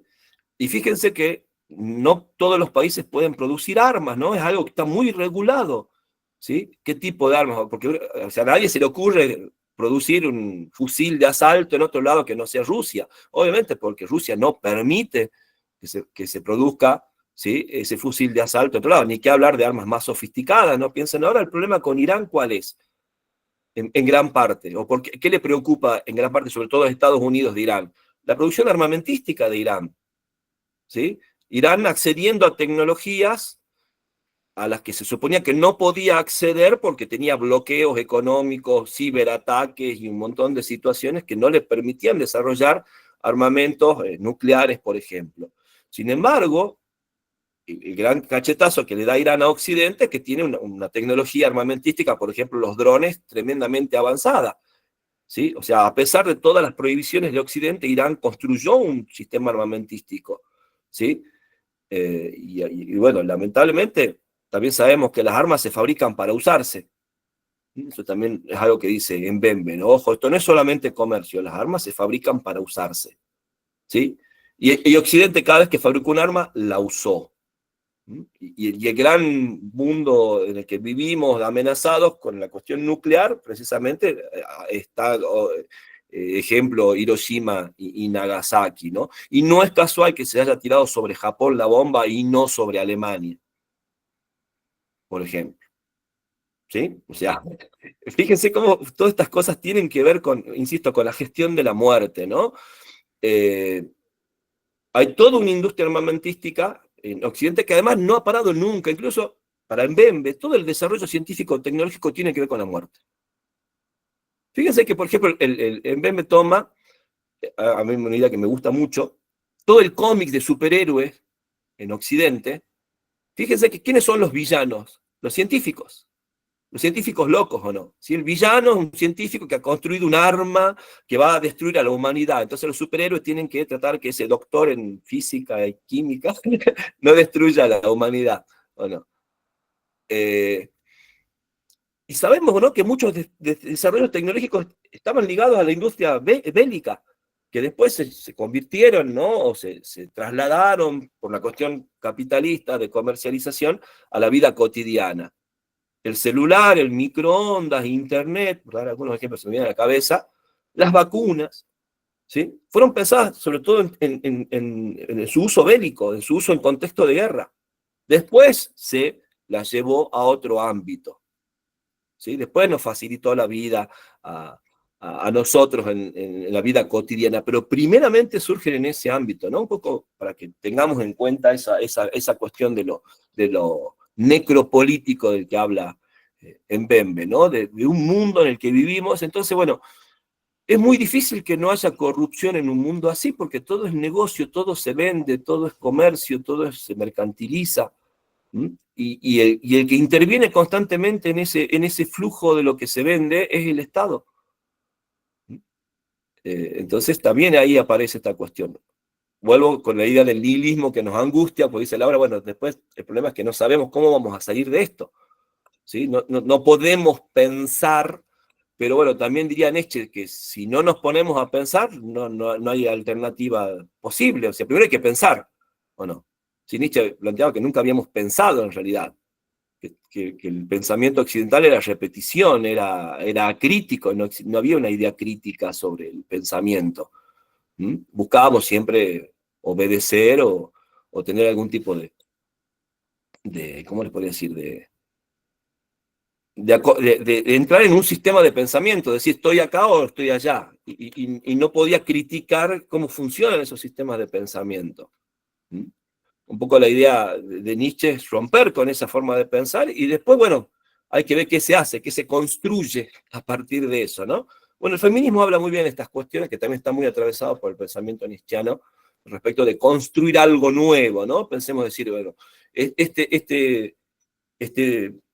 esta forma de ser varón o estas formas de ser varón se han construido históricamente, se las puede explicar, se puede ver cómo se han ido construyendo en una cultura, en una sociedad, en una forma de organización. ¿Qué es lo que se debiera buscar para que la mujer de alguna forma se libere de la opresión masculina? La construcción de nuevas masculinidades, la construcción de nuevas formas de pensar lo masculino, ¿o no? Sin esas nuevas formas va a ser muy difícil que la mujer pueda sentirse liberada de esa opresión. ¿Se entiende? Eso para que ustedes vean que hay formas de pensar, no ser tan negativo y pesimista, ¿sí? Por lo menos desde el punto de vista del pensamiento, podríamos tratar de pensar, de construir, ¿sí? Una sociedad, por ejemplo, que no gira alrededor del comercio de la muerte, o donde la muerte no sea lo que define, ¿sí? Digamos, las políticas de un Estado, que van desde, no sé, la tortura, los apremios ilegales, las desapariciones forzosas, a, no sé, la pauperización de las jubilaciones, las jubilaciones, perdón. ¿Sí? Porque también es una política, decir, bueno, los jubilados no son productivos, si se mueren porque no tienen remedios, no tienen acceso a la alimentación, no tienen un estilo de vida, ¿a quién le importa? No nos sirven, ¿o no? Además, necesitamos tener menos jubilados, ¿o no? Miren lo que le está pasando a los europeos. Un enorme problema, porque no se mueren los del baby boom, ¿sí? Se tienen 90 años y siguen ahí, ¿o no? Están jubilados hace 40 años, cobrando del Estado, ¿sí? Y encima cada vez tenemos menos gente joven, entonces, ¿qué hacemos? Y bueno, le vamos sacando beneficios para que se mueran. O sea, gestionamos la muerte, vuelvo a insistir, ¿no? Entonces, fíjense, va desde un extremo, ¿no? Como les digo, desde vamos a matar usando el poderío militar y haciendo desaparecer gente, hasta cuando le saquemos los remedios a los jubilados, total, si se mueren 50, son 50 jubilaciones menos que pagamos. Y esto no pasa solamente en Argentina, es algo que es un problema global, diríamos hoy también, ¿no? Bueno, creo que nos desviamos, o yo soy el que ha ido desviando la discusión, perdón. Vamos a tratar de volver a las novelas, ¿sí? En este caso, bueno, un poco para cerrar ya el capítulo de partir, presentar a No Violet Bulawayo. Bulawayo, que es una novelista joven, nacida en los 80, en Zimbabue, y que tiene, digamos, una obra también bastante acotada, ¿no? De reciente difusión. Hace poco se ha publicado su segunda novela, y Necesitamos nombres nuevos es la primera novela de Bulawayo. Un poco la figura de Bulawayo es muy similar, digamos, la trayectoria de vida de Bulawayo es muy similar a la de muchos otros escritores dentro de la narrativa postcolonial. es decir, el acceso a una educación en su país de origen, la posibilidad de una beca, en este caso a los Estados Unidos, completar estudios universitarios, quedarse, vivir en Estados Unidos, y allí, bueno, vincularse, por ejemplo, a estos talleres de escritura creativa, estos cursos de posgrado que ofrecen las universidades norteamericanas de escritura creativa. Y allí, en el marco de eso, de ese cursado, ¿no?, de una maestría en escritura creativa, escribe lo que sería el primer capítulo de Necesitamos Nombres Nuevos. Lo escribe como un cuento. No sé si les ha pasado. Es como que cada capítulo de la novela de Bulawayo fuese un cuento. Tiene una estructura de cierre, ¿sí?, bien marcada en cada uno de los capítulos. Del primero al último. Creo que no hay prácticamente un capítulo donde no se cierre, donde yo no podía tomar ese capítulo, si se quiere, aisladamente y entenderlo casi como un cuento, ¿no? Entonces, este relato de esta pandilla de chicos de entre 10 y 13 años que van al barrio acomodado de Budapest a robar guayabas, porque tienen hambre, porque viven en un campo de refugiados, que es el lugar de chabolas, ¿no?, de chapa, en la que vive Darling y sus amigos, y que, bueno, tienen esa especie de experiencia, ¿no?, de vínculos, de formas de socialización entre ellos, chicos y chicas, una nena que está embarazada, incluso, bueno, otro niño que anda harapiento, ¿no?, que anda con el pantalón roto y todos se burlan porque se le ve la cola cuando anda con ese pantalón todo harapiento. Los sueños que tienen, sueños de niños, atravesados, por supuesto, por los relatos que consumen, no sé, las ideas que tienen sobre Estados Unidos, sobre Sudáfrica, lo que ven en la tele, lo que escuchan, la música que escuchan. Hay un poco también esa idea, ¿no?, de ese mundo que ya, obviamente, estamos en el siglo XXI, globalizado, ¿no? No sé, las referencias a la música pop, a Lady Gaga, a la referencia, por supuesto, al consumismo, las marcas, el deseo de tener un auto Lamborghini, por ejemplo. Ese tipo de cuestiones aparecen ahí, ¿no?, ya en ese capítulo. Y dentro de esa especie, como yo les decía, de picaresca, ¿no?, que también, o de novela de aventuras, me parece que el modelo, de hecho, la crítica lo ha relacionado y la ha vinculado con las aventuras de Huckleberry Finn de Mark Twain, ¿no?, que más allá de ser hoy casi como un clásico de la literatura juvenil, cuando sale Huckleberry Finn en los Estados Unidos, es toda una revolución. A Twain se le ocurrió darle la voz hoy diríamos un adolescente, a un joven, y a un joven marginal, ¿no? Porque Huck es el hijo del borracho del pueblo. Que, si se acuerdan, bueno, Huckleberry Finn es la continuación de las aventuras de Tom Sawyer, y Huckleberry, cuando encuentran el tesoro al final de las aventuras de Tom Sawyer, es adoptado por la tía de Tom. ¿Sí? Y entonces, la novela de Twain comienza con un Huck que no se adapta a esa vida de niño, digamos, con familia y que tiene que usar zapatos, por ejemplo, ir a la escuela e ir a la catequesis. Entonces, está podrido de esa vida y cuando quiere escaparse de la casa de la tía de Tom, se encuentra con este esclavo, ¿no?, negro, que también está huyendo de la plantación, de la hacienda, para ir a buscar a su esposa, que ha sido vendida como esclava. Y así comienzan las aventuras, ¿no?, de este joven y este esclavo negro que huyen juntos. Y también me parece, esa es otra relación con la novela, con el tipo de novela de aventuras de Twain, como las aventuras de Tom Sawyer o las aventuras de Huckleberry Finn. Cada capítulo de esas novelas de Twain es como un cuento. ¿Sí? Si bien hay como una progresión, por supuesto, propia de la novela, del personaje, de las situaciones que va pasando, cada capítulo se cierra propiamente como si fuese un cuento. Incluso Bulawayo va a ganar un premio por ese cuento. Y a partir de ahí, bueno, va a desarrollar al personaje de Darling y aparece esta novela que también ha tenido un reconocimiento importante de público y de crítica.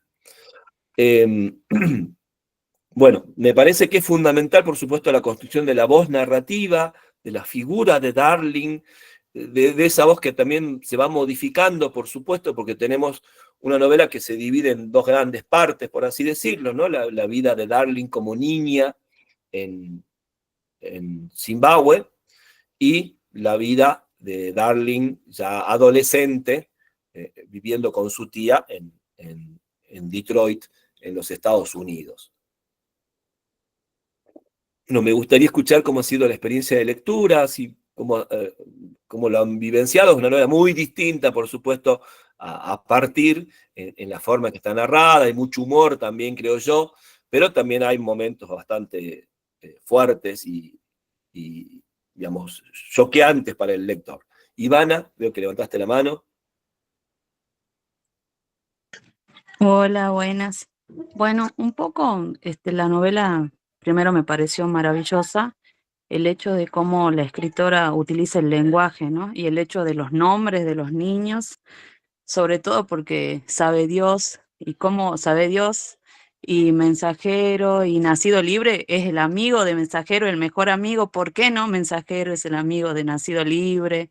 Bastardo, que también es una figura que sale mucho en la primera parte. Bastardo, que es el que quiere ser presidente, también por qué es él el que quiere ser presidente. Y sobre todo esta visión de niños, ¿no? Que cuentan algo de manera inocente, pero lo que están contando es sumamente grave. Me pareció una manera maravillosa, digamos, porque vos los lees con ese lenguaje y decís, son niños, y cuando caes en cuenta que están contando, no sé, que vieron a una mujer que está ahorcada, ¿no? Es sumamente fuerte. O el relato también que me dejó así, también me choqueó, fue cuando estas niñas que le quieren sacar el bebé a Chipó, ¿no? Y cuenta ese relato también, y lo que iban a hacer, digamos, con la percha, es sumamente fuerte, y sin embargo ellos lo hacen con inocencia, ¿no? Esta inocencia que tienen ellos, o también el abuso, ¿no? Chipó significa regalo, busqué el significado, y justamente esta niña que está embarazada es la que se llama regalo, ¿no? El hecho también muy marcado de la política, de la corrupción, de cómo muere Nacido Libre también, ¿no? Cuando lo entierran es algo muy fuerte.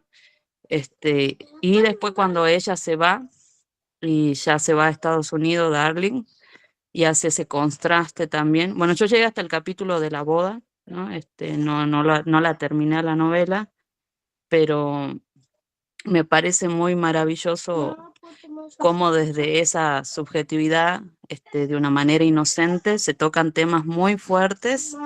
Y bueno, eso. Muchísimas gracias, Ivana. Bueno, yo creo que hay también más, no solo inocencia, también hay costumbre. Fíjense que, es decir, están acostumbrados a vivir en ese mundo donde pasan esas cosas terribles. Fíjense, por ejemplo, el impacto que tiene en el primer capítulo el hecho de que ante la mujer que ha muerto y que se ha suicidado, después sabemos que esa mujer se ha suicidado porque tenía HIV, ¿sí? Y se repone un poco la historia de esa mujer suicida, pero ¿qué hacen los chicos? Le sacan los zapatos para venderlo. Es decir, digamos, del shock, ¿no? De haber encontrado ese cadáver colgado, pasamos a, bueno, ya está muerta, no necesita los zapatos, lo saquemos, lo vendamos y compremos algo para comer, por ejemplo. Lo mismo va a pasar cuando sucede esa especie de motín, ¿no? En Budapest, y ellos están en los árboles colgados, comiendo guayaba, y de repente se arma todo un problema en una casa de ricos de Budapest, y ellos desde el árbol, o Darling desde el árbol va a ver todo lo que está sucediendo, y por supuesto es una escena tremendamente violenta, pero vuelvo a insistir, ¿no? Después los chicos, cuando se vayan todos los revolucionarios, van a entrar a la casa a comer, ¿sí? Y se van a hartar de leche, de galletitas, de todo lo que encuentren, van a ir a ver el baño, por ejemplo, quieren ir al baño a conocer lo que es, digamos, defecar, dice, ¿no? En un baño de ricos, por ejemplo, ¿no? Entonces tenemos esa cuestión por un lado, como decía muy bien Ivana, de inocencia, de ingenuidad en la mirada de Darling, pero también de costumbre, está acostumbrada a ese tipo de, bueno, de abusos, de situaciones violentas, es como el cotidiano, ¿no? de estos chicos. Y también, bueno, se va construyendo, como dice también muy bien Ivana, como matices, ¿no? Respecto de la forma de ser de cada uno, ¿no? Las chicas y los chicos, los distintos tipos de varones, las formas de liderazgo, ¿no? Dentro del grupo, y cómo, bueno, quizás, por supuesto, como vimos en Partir, una de las constantes es el deseo de migrar. El deseo de migrar en el caso de Darling a Detroit, Michigan, también aparece el tema de pronunciar mal, ¿no? El inglés, por ejemplo, y de cómo, bueno, la posibilidad de, porque está su tía viviendo en los Estados Unidos, ella pueda acceder a ese mundo. Y también lo vemos, como lo vemos de alguna forma en Partir, y lo vimos también en Quejinde, gran parte de esa idea, de esa ilusión de la que hablábamos también de la migración, tiene que ver con el consumo. ¿Sí? Es decir, ese espacio al que se quiere migrar es un espacio donde se puede consumir lo que en el espacio en el que vivimos no se puede consumir. Tecnología, marcas, comida de cadenas de comida rápida. O sea, fíjense que también es interesante, ¿no? Pensar desde esa mentalidad infantil que construye la novela, la idea de que lo que hay en ese lugar a migrar es ese acceso al consumo. De hecho, lo primero que vamos a ir viendo cuando aparezca en esa segunda etapa la vida de Darling en los Estados Unidos, lo primero que va contándonos Darling es eso, el consumo. ¿Sí? El centro comercial, el poder ver pornografía gratis en internet con sus compañeras, o sea, todo ese tipo de cuestiones. Y por supuesto también a medida que va avanzando la novela, vuelve a aparecer esa añoranza, esa nostalgia de lo que se ha perdido, ¿no?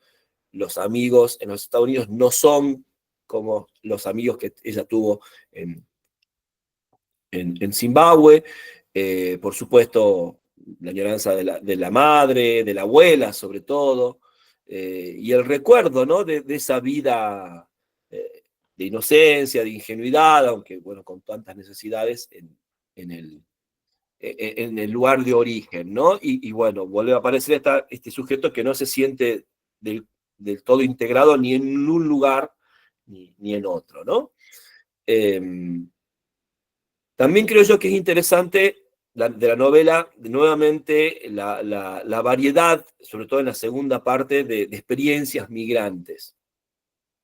Porque, por supuesto, tenemos estos migrantes que viven y se relacionan entre ellos, prácticamente no se integran a la sociedad norteamericana, ¿sí? Entonces, son otros africanos u otros que vienen de Zimbabue, y bueno, las dificultades que tienen para comunicarse entre ellos, ¿no? Es interesante, por ejemplo, la relación de la tía y el tío de Darling en los Estados Unidos, ¿sí? Y de nuevo, o las otras compañeras, que suponemos que también son chicas negras en el secundario, pero que provienen de otras regiones o de otras familias migrantes de otras regiones de África, ¿no? Y ahí tenemos también esa variedad que se va presentando en la novela. Y por ejemplo, en esta cuestión de la boda de la que habla Ivana, vuelve a aparecer la cuestión de gente que se casa por esa conveniencia, ¿no? de establecerse, porque llama la atención de que, bueno, el novio, joven afroamericano, diríamos, o africano, mejor dicho, ¿sí? Y se casa con una blanca, por ejemplo, ¿no? Entonces, este tipo de cuestiones realmente trabaja muy bien Bulaguayo y va construyendo ese gran, digamos, friso con variedades y con particularidades respecto de la experiencia migratoria. ¿Querías agregar algo, Ivana? Sí, recordé la relación de los tíos, ¿no? De cómo la tía está obsesionada por cumplir ese estereotipo de belleza, ¿no? Y vive haciendo ejercicio, vive a dieta, y el marido le dice que así no son las mujeres, o sea, de donde ellos provienen, o sea, él apunta a otro, ¿no? Estereotipo de belleza y ella quiere cumplir y ella dice, estamos en América, no estamos en el país de origen, ¿ve? Entonces y también como el tío se siente fuera se siente desplazado, digamos, porque cuando ellos hablan en su idioma, en su misma casa, él no entiende, entonces se siente desplazado hasta en su misma casa, ¿no? Es como que tampoco el tío o el esposo se siente perteneciente a esa familia. Este, hay momentos en los que ella narra, ¿no? Cuando el tío escucha música y se pierde, o este momento también en la boda en donde cuando le piden que ella diga una palabra de origen, ¿no? Y ella lo dice y ahí empieza, bueno, una de las que concurre a la boda le dice que su hija trabajaba en una ONG y bueno, ella también alude a la crítica de nuevo, ¿no?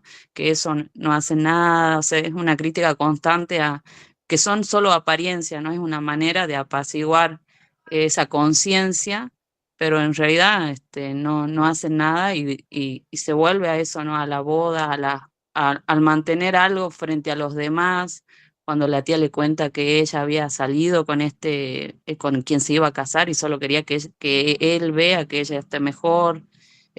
También hay una cruda crítica a la religión en la primera parte, cuando aparece el papá de Darling, creo que es, si no me confundo, que tiene SIDA, este, y ella dice que no vale la pena rezar porque ella se cansó de rezar y nunca Dios la escuchó, entonces como hay una crítica fuertemente a la religión también y a lo que hace la religión y el poder también creo que también como impartir cómo se ejerce el poder, ¿no? A través de la religión, a través de la política, a través de la corrupción, bueno, eso.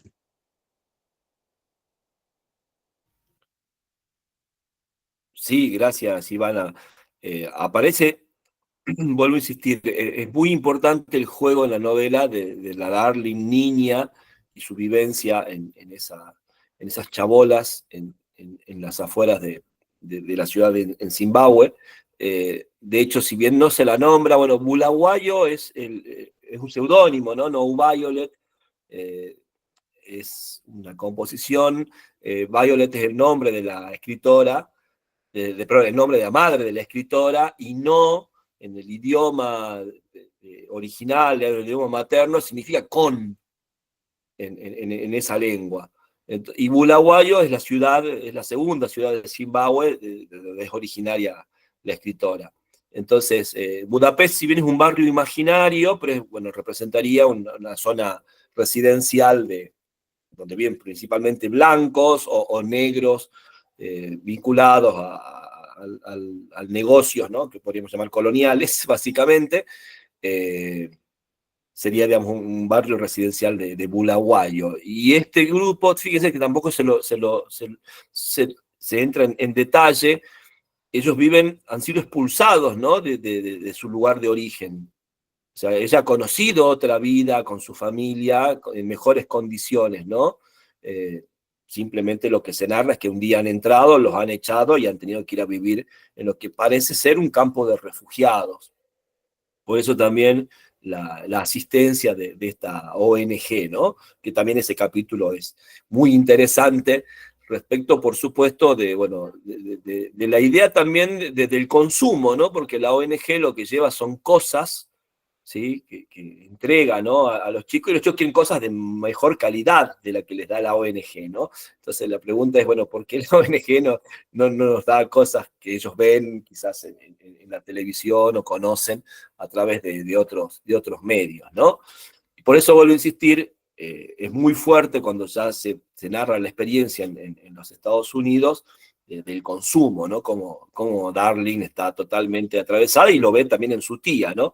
La tía incluso que tiene problemas para hacer pedidos por teléfono, ¿no? Cuando quiere pedir, ese capítulo a mí me encanta, porque ella quiere pedir, no sé si un corpiño o algo, que ropa interior, y bueno, como no habla bien inglés, no consigue que la atiendan como ella quiere, la telefonista, ¿no? Entonces, bueno, ahí interviene Darling, pero la vemos, ¿no? Esa tía que además cree que la forma de ser americana, que eso también es muy interesante en ese capítulo, es consumiendo. y no se da cuenta la tía que lo que tendría que hacer es aprender a hablar bien inglés. ¿Sí? Que eso también es algo muy importante, porque, ¿se acuerdan que creo que también lo hemos charlado en otros momentos? Yo había citado a Junot Díaz, que es un escritor importante, de origen dominicano, pero que escribe en inglés, ha vivido siempre en Nueva York, criado en los barrios de inmigrantes caribeños en Nueva York. Él decía, bueno, que no era casual que muchos grandes escritores del siglo XX, XXI sean migrantes y que escriban en una lengua que no es su lengua materna. Porque una de las cosas que uno necesita para integrarse en una sociedad es adquirir la lengua del otro. Y si quiere integrarse y tener, bueno, cierto reconocimiento, lo mejor es dominarla, incluso mejor de lo que la dominan los propios nativos, por así decirlo, ¿no? Entonces, por ahí, en el caso de él, decía, se había obsesionado con hablar y escribir inglés mejor que sus compañeros, digamos, norteamericanos.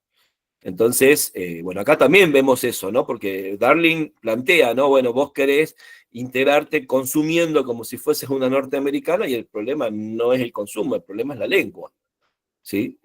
Entonces, ahí también vamos viendo, por ejemplo, como una de las amiguitas, compañeras de Darling, que es como muy presumida, Darling la critica porque no habla bien inglés, porque no pronuncia bien, tiene una mala fonética. Entonces también fíjense que cuando Darling habla con su familia, la critican porque ha perdido el acento, ¿sí? Porque, digamos, se ha trabajado su inglés y ya es como que ha cambiado su identidad, ya no es la misma porque habla diferente al inglés que se habla en Zimbabue, ¿no? Entonces también la lengua aparece muy fuertemente presente en la temática de la novela. ¿Alguien quisiera agregar algo más? De todas maneras, vamos a continuar hablando necesitamos nombres nuevos en el próximo encuentro.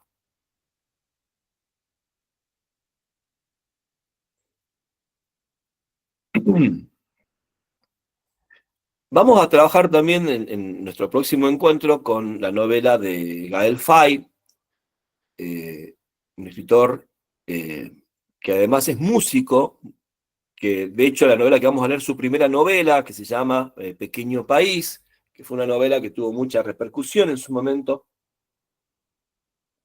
en Francia, y que tiene que ver con la historia de Ruanda. Y ahí, bueno, nos vamos a encontrar con un tema muy, muy complejo, que tiene que ver con el genocidio en Ruanda, ¿no? Realmente este problema de las guerras civiles en África, en distintos países africanos, y estas masacres espantosas.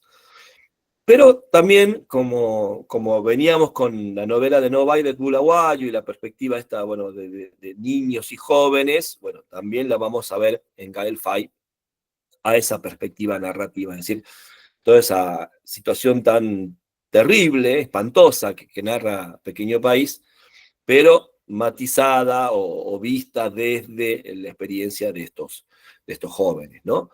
Faye es rapero, es músico, a mí me gusta mucho la música que hace Faye porque es una música muy ecléctica, ¿no? Mezcla ritmos, incluso hay un tema que se llama, creo que Balada Brasileña, muy bonito, ¿sí? Que es todo un ritmo bien así tipo samba brasileña, pero suavizado, y bueno, él va rapeando, y bueno, rapea en francés, ¿no? Es una cosa muy interesante, toda la mezcla, si les gusta, por ahí pueden buscarlo a Gaël Faye. Y es joven, Gaël Faye debe tener 30 y pico de años. Y de hecho el año pasado se publicó su segunda novela, creo que ya está traducida, pero no sé si habrá llegado a la Argentina, se llama El Jacarandá. Y vuelve sobre cuestiones de bueno, la situación de Ruanda, ¿no? Por supuesto, también nos vamos a encontrar con la migración, ¿no? Con estos sujetos que luego van a vivir a Francia y el modo en que se relacionan con la sociedad francesa. También es una novela, por supuesto, muy crítica respecto de la sociedad francesa y su vinculación con los inmigrantes y con su pasado colonial, ¿no? Es algo también que vamos a seguir trabajando novela a novela. Es una novela también muy poética, que por ahí, digamos, si bien es breve, es como que tiene sus momentos medio morosos, por así decirlo, respecto, no sé, a la narrativa vertiginosa de Bulaguayo, ¿no? Que es una novelista, aunque hay 2 capítulos que a mí me parecen maravillosos en la novela, que para mí son como poemas, ¿no? Cuando habla de cómo vinieron, cómo se fueron, ¿sí? Que son capítulos muy breves, donde como que se interrumpe, ¿no? Un poco la narración de Darling para pensar, ¿sí? esta problemática de la migración y, bueno, todo el impacto que tiene en los sujetos, ¿no? Cómo transforma la vida de esas subjetividades, cómo las construye de otra manera, y por supuesto, bueno, como venimos charlando en los distintos encuentros, nos vamos viendo, bueno, es un sujeto complejo, un sujeto que no se halla en ningún espacio, ¿sí?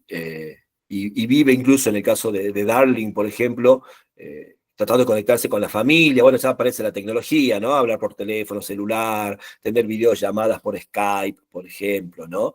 Pero bueno, hay un momento muy lindo cuando se encuentra con Chipo ella en la videollamada, y bueno, con toda la expectativa, no la reconoce siquiera Chipo en su momento, y después también, bueno, todo lo que ha cambiado y esa imposibilidad bueno, de volver a establecer el vínculo que tuvieron en algún momento, ¿no? Con incluso el agregado de que no se hallan las amistades que tienen son sus amigas, las chicas estas con las que comparte en los Estados Unidos, pero nunca ese vínculo que ha tenido con esa pandilla de la niñez, ¿no? Entonces también la novela juega con esa idea también de la añoranza del tiempo perdido o del paraíso perdido de la niñez, aún en ese contexto tan desfavorable como era el de la vida en ese barrio de Chabolas, ¿sí? En esa especie de villa en la que vive Darling en la primera parte de la novela. No sé si alguien quiere agregar algo más, si no, directamente ya seguimos charlando de aquí a 2 semanas. Volveremos a hablar de la novela de Bulaguayo y empezaremos también a charlar sobre Faye. Vuelvo a insistir, es una novela que tiene ese hecho tan crudo como el genocidio de Ruanda, digamos, en la base de la narración de Pequeño País. Que anden muy bien, que tengan un hermoso fin de semana. Bueno, viene fin de semana extra largo, así que disfruten y nos estamos viendo de aquí a 15 días. Que anden muy bien, cuídense Gracias, mucho. gracias por todos los comentarios, Leo. gracias.